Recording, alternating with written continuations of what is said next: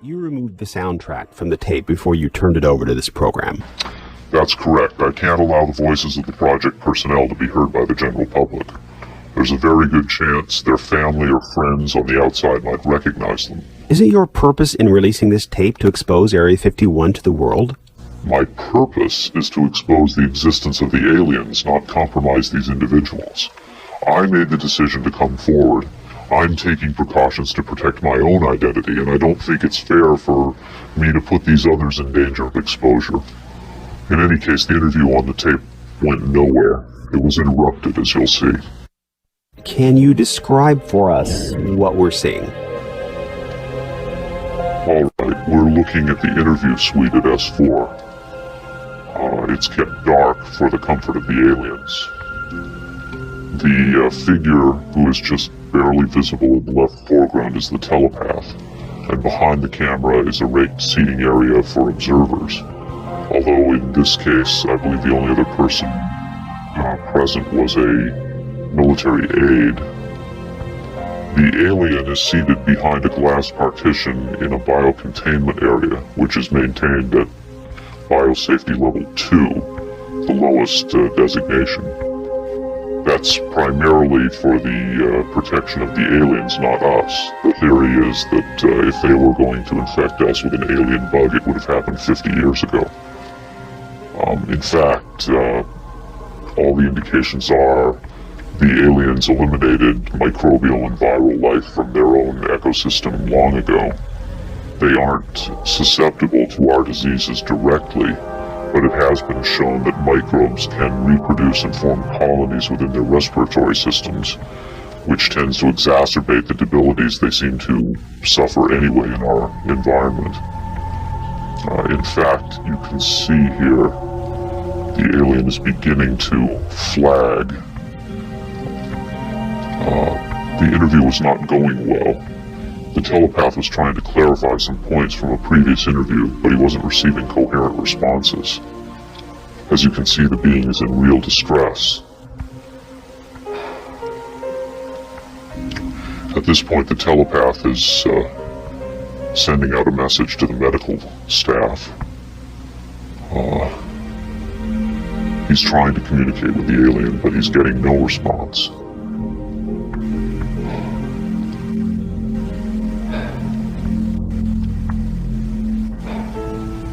There's very little he can do.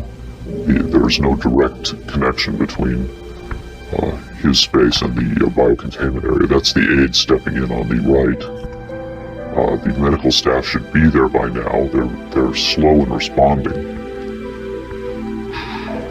There they are. I have to say the medical personnel at S4 are less than first rate. They tend to be selected for their willingness to keep secrets, rather than their medical competence. By the way, he's not shining that light into the eyes. It looks that way, but in fact he's checking for hemorrhaging around the eye sockets and in the nasal cavity. I'm sorry. It's very hard for me to watch this.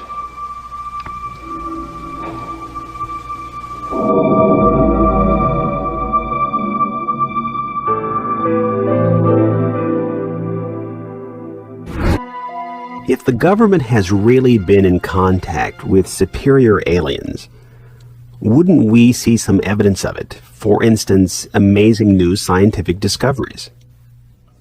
The government's motive is control. And just as much as they crave control, they fear loss of control. Knowledge is power, but power does not necessarily confer competence. The people at the top of this program are intellectually very average. They're not capable of making proper use of what's been handed to them, but they have no intention of letting anyone else ever get a chance to solve the puzzle. And let's not forget there's also the real possibility that the government is being manipulated by the extraterrestrials for their own purposes. You could have released this tape to the news media, but you insisted on being paid for it. Doesn't that cast doubt on your own motives? Yes, and I was aware of that going in, but that's a cross I'm prepared to bear.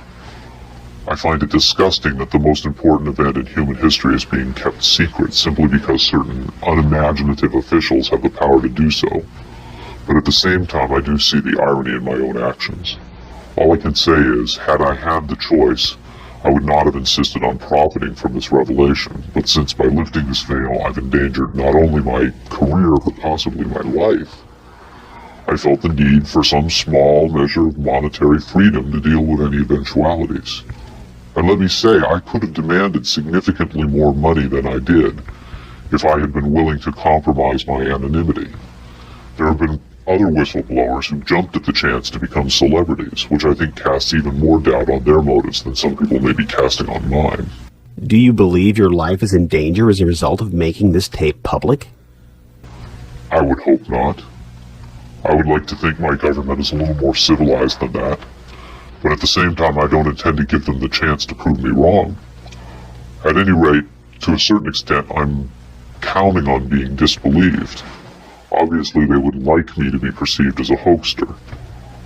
If something were to happen to me, if I should die suddenly in a freak accident, it would obviously lend credence to my story, and I assume they understand that and will act or not act accordingly. Why should anyone believe this tape is authentic?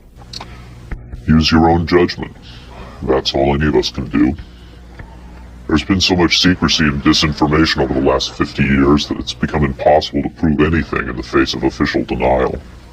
Of course, the flip side is nobody really believes anything the government says. Did this alien die? I can't answer that with certainty.